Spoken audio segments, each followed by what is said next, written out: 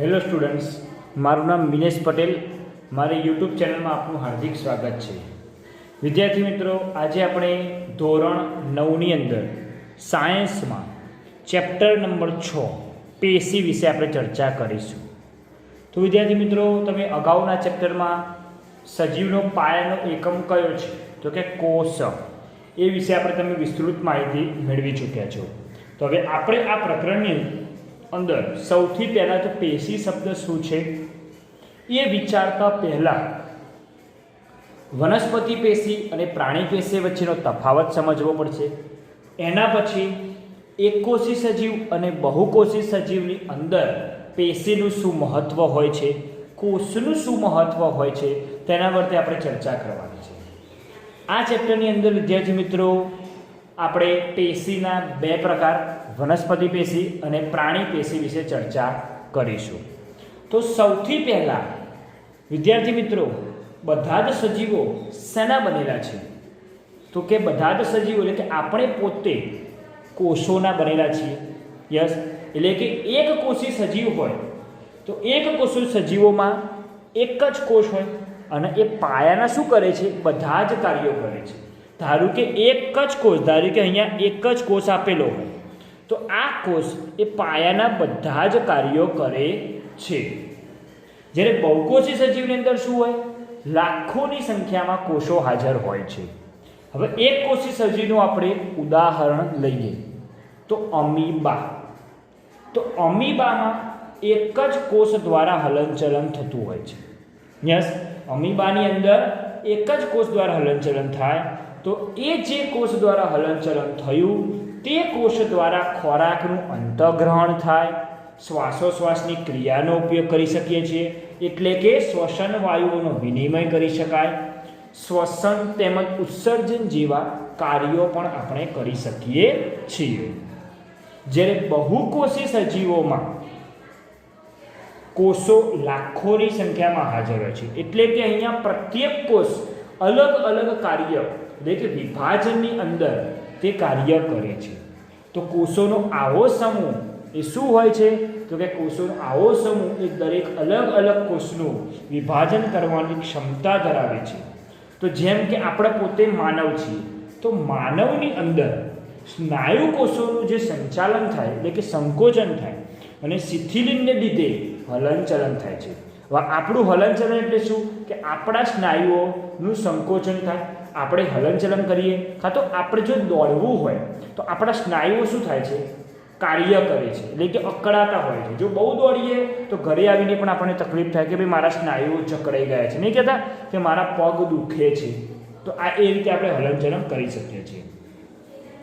પછી ચેતાકોષો એ આ પણ એક પ્રકારની પેશી જ છે.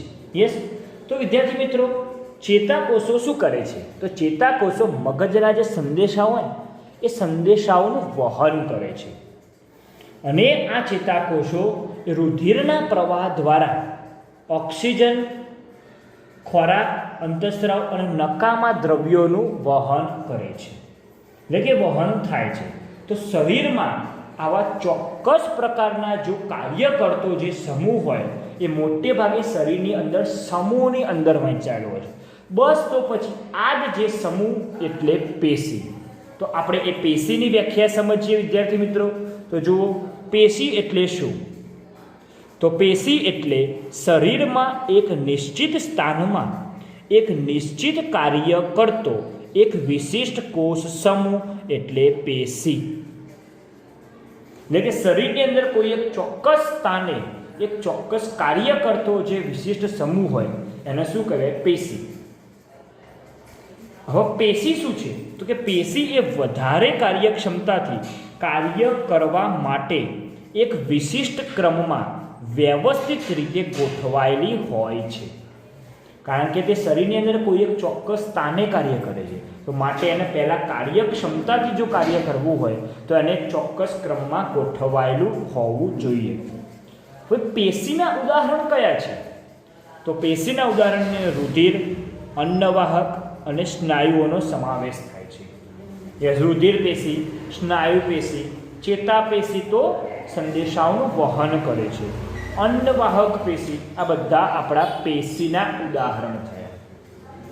હવે વિદ્યાર્થી મિત્રો, આપણે અહીંયા તમે વનસ્પતિ અને પ્રાણી પેશીના કાર્યો શું છે, પછી તેમના આયોજનની તુલના એ શું છે એ વિશે આપણે સમજીએ.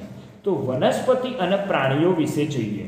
તો વનસ્પતિઓ, તમને ખબર છે કે વનસ્પતિઓ ગતિ કરતી નથી, તેઓ એક સ્થાને સ્થાપિત હોય છે. હવે સપોઝ આ પ્રશ્ન છે કે ગતિ કેમ નથી કરતી. ધારો કે તુલસીનો છોડ હોય તો એ જ આપણી એક વનસ્પતિ છે. તો આ જે તુલસીનો છોડ હતો, એ તુલસીનો છોડ આપણે છોડ લાવીએ, કુંડામાં વાવીએ છીએ, ખેતરની માટી લાવીએ, તો એને રોજ આપણે પાણી પીએ છીએ, તો તે શું થાય છે, તે વૃદ્ધિ પામે છે. એટલે કે તે એક જ સ્થાને સ્થાપિત હોય છે, એવું કહે છે. જ્યારે પ્રાણીઓ એ પોતાના આહાર એટલે કે ખોરાક માટે, પ્રજનન માટે અને રહેઠાણ માટે વિચરણ કરે. વિચરણ એટલે શું, કે આહાર, પ્રજનન અને રહેઠાણ માટે અલગ અલગ જગ્યાએ રખડે છે, એવું કહી શકાય. કારણ કે ખાવા માટે તો એમને આજુબાજુ જવું પડે, તો એમને એટલે કે તે સ્થાપિત ના હોય. બીજું વનસ્પતિનું કાર્ય શું, તો તેમની મોટા ભાગની પેશીઓ આધાર અને સંરચનાકીય મજબૂતાઈ માટે મૃત હોય છે. બરાબર, આ કેવી હોય છે, મોટા ભાગની પેશીઓ એ મૃત હોય છે. કારણ કે જો કોષ કોહવાઈ જાય, વનસ્પતિ કોહવાઈ જાય, તો આપણે એનું શું કરીએ છીએ, વિઘટન કરીએ છીએ. જ્યારે પ્રાણીઓમાં શું હોય, મોટા ભાગની પેશી જીવંત હોય છે. શું હોય છે, મોટા ભાગની પેશી જીવંત હોય છે. પછી પ્રાણીઓની તુલનામાં વનસ્પતિઓ ઓછી ઉર્જા વાપરે, આમને ઉર્જા ઓછી જરૂર પડે, જ્યારે પ્રાણીઓને વધુ ઉર્જાની જરૂર પડે. કારણ કે પ્રાણીઓને જ્યારે વનસ્પતિની તુલનામાં પ્રાણીઓ શું કરે છે, વધુ ઉર્જા વાપરે છે. એનું કારણ શું વધુ ઉર્જા વાપરવાનું, તો વધુ ઉર્જા એટલા માટે વાપરી શકાય છે કે એ વધુ ઉર્જા મળવાનું કારણ, એનું એક જ કારણ હોય કે તેમને અલગ અલગ જગ્યાએ જવું પડે છે એમના આહાર માટે, પ્રજનન માટે, તો એમને ઉર્જાની જરૂર પડે. વનસ્પતિઓની વૃદ્ધિ કેટલાક પ્રદેશો કે ક્ષેત્રો સુધી સીમિત હોય. હવે ધારો કે તુલસીનો છોડ છે, એ અમુક સમય સુધી વૃદ્ધિ પામે છે. વૃદ્ધિ એટલે કે અમુક સમય સુધી મોટો થાય છે. જેમ પ્રાણીઓ અથવા આપણે પોતે માનવ એનો વિકાસ પણ થાય અને વૃદ્ધિ પણ થાય. તો પ્રાણીઓમાં શું હોય, કોષીય વૃદ્ધિ મોટા ભાગે કેવી હોય, સમાન હોય છે. ધારો કે એક હાથી, તો હાથી જેટલા કદનો છે, જેટલા કદનો હોવો જોઈએ એટલા કદનો જ હોય, પછી એનાથી મોટો થાય નહીં. એટલે કે મોટા ભાગે હાથીનું કદ કેવું હોય, સમાન હોય. એટલે કે પ્રાણીઓમાં કોષીય વૃદ્ધિ મોટા ભાગે સમાન હોય છે. એના પછી વનસ્પતિ અને પ્રાણીઓનો વૃદ્ધિ સાથે શું સંબંધ છે, એટલે કે શું તફાવત જોવા મળે છે વનસ્પતિ અને પ્રાણી પેશીની અંદર.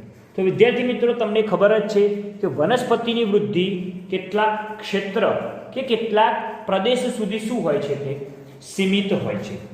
પ્રાણીઓમાં આવા પ્રદેશોની કોઈ સીમિતતા જ ના હોય. કેમ? કારણ કે પ્રાણીઓ તો અલગ અલગ જગ્યાએ જઈને પોતાનો આહાર લે છે, એટલે કે તેમની વૃદ્ધિનો કોઈ નક્કી જ ના હોય. આમ કહેવામાં આવ્યું કે વૃદ્ધિ, એમની કોષીય વૃદ્ધિ મોટા ભાગે સમાન હોય છે, પણ અમુક પ્રાણીઓ જો આહાર ના મળે તો તે મરી પણ જાય.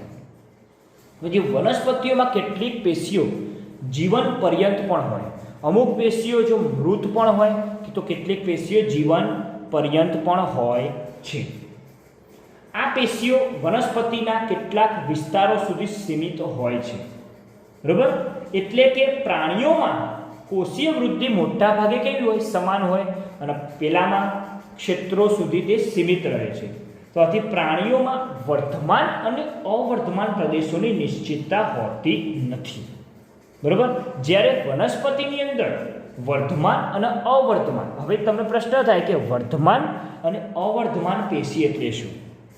તો વર્ધમાન પેશી એટલે કે જે શરીરના કોષો દ્વારા વિભાજન પામે છે, એટલે કે તે અલગ અલગ વિભાજન પામતા જ જાય, તેને વર્ધમાન પેશી કહેવામાં આવે છે.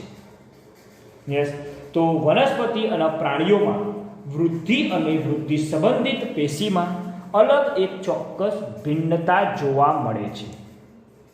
તો હવે આ વૃદ્ધિ સંબંધિત તેમના સ્થાન આધારે, તેમના કાર્ય આધારે વનસ્પતિ પેશીનું વર્ગીકરણ.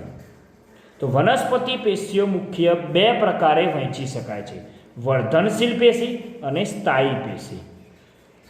વર્ધનશીલ પેશીના ત્રણ પ્રકાર છે: અગ્રસ્ત વર્ધનશીલ પેશી, પાર્શ્વીય વર્ધનશીલ પેશી અને આંતરવિષ્ટ વર્ધનશીલ પેશી. એના પછી સ્થાયી પેશીના બે પ્રકાર: સરળ સ્થાયી પેશી અને જટિલ સ્થાયી પેશી છે. પછી સરળ સ્થાયી પેશી મુખ્ય ત્રણ પ્રકારમાં વહેંચાયેલી છે: મૃદુતક, સ્થૂલકોણક અને દ્રઢોતક. તો મૃદુતકના સામાન્ય ત્રણ પ્રકાર હોય છે: સામાન્ય મૃદુતક, હરિતકણોતક અને વાયુતક. જ્યારે સ્થાયી પેશીનો બીજો પ્રકાર જટિલ સ્થાયી પેશી, તો જલવાહક પેશી અને અન્નવાહક પેશીનો તેની અંદર સમાવેશ થાય છે. હવે આપણે વર્ધનશીલ પેશી એટલે શું તેની ચર્ચા કરીશું. તો વર્ધનશીલ પેશી એટલે જે પેશીના કોષો કોષ વિભાજન પામી નવા કોષોનું સર્જન કરે. બરાબર? એટલે કે કોઈ પણ પેશીઓ, તરીકે રુધિર પેશી, સ્નાયુ પેશી, તો એના કોષો એનું વિભાજન પામે. વિભાજન એટલે કે અલગ અલગ ભાગ પડવા. એ પામી નવા કોષોનું શું કરે છે? તે સર્જન કરે છે. તેને શું કહેવામાં આવે છે? વર્ધનશીલ પેશી કહેવામાં આવે છે. હવે સ્થાનના આધારે વર્ધનશીલ પેશીના પ્રકારો ત્રણ મુખ્ય પ્રકાર છે: અગ્રસ્ત વર્ધનશીલ પેશી,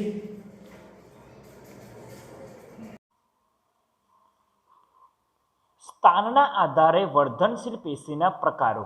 અગ્રસ્ત વર્ધનશીલ પેશી. તો અગ્રસ્ત વર્ધનશીલ પેશી ક્યાં આવેલી હોય છે?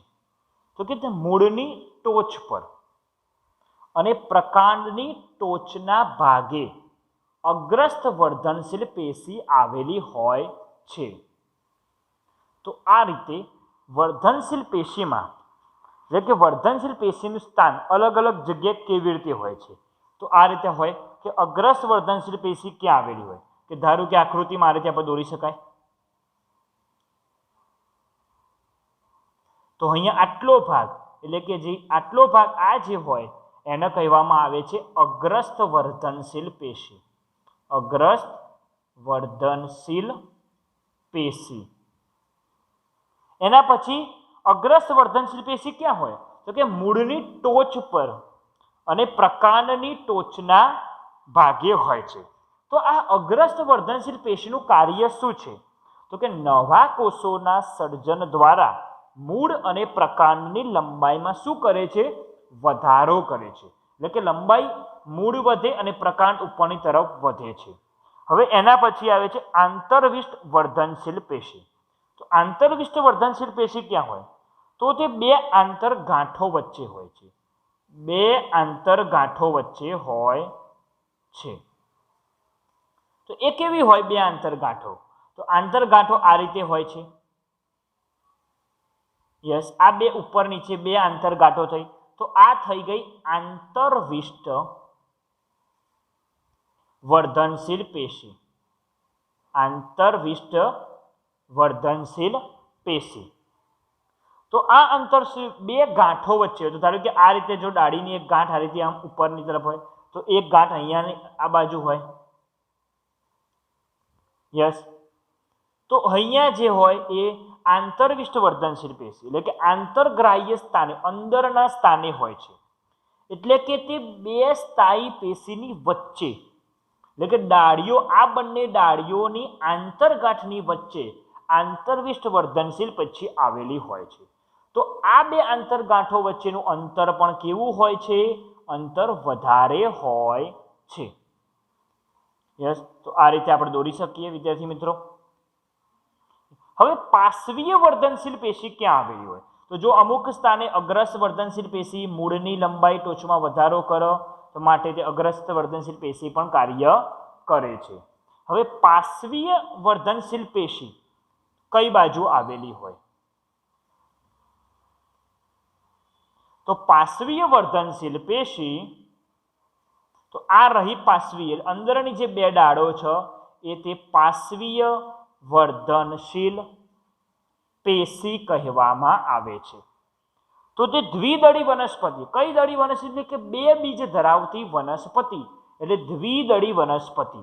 કે તે મૂળ અને પ્રકાંડ, ધારો કે આ નીચેનો મૂળ અને ઉપરનો પ્રકાંડ, તો એ બંનેનો આ જે આખો પરિઘીય વિસ્તાર થયો એ વિસ્તારમાં પાર્શ્વીય વર્ધનશીલ એટલે કે અંદરનો જે આ વિસ્તાર છે, આ બાજુનો અહીંયા પણ દોરી શકાય, તો એ ત્યાં પાર્શ્વીય વર્ધનશીલ પેશી આવેલી હોય અને તે શું કરે છે?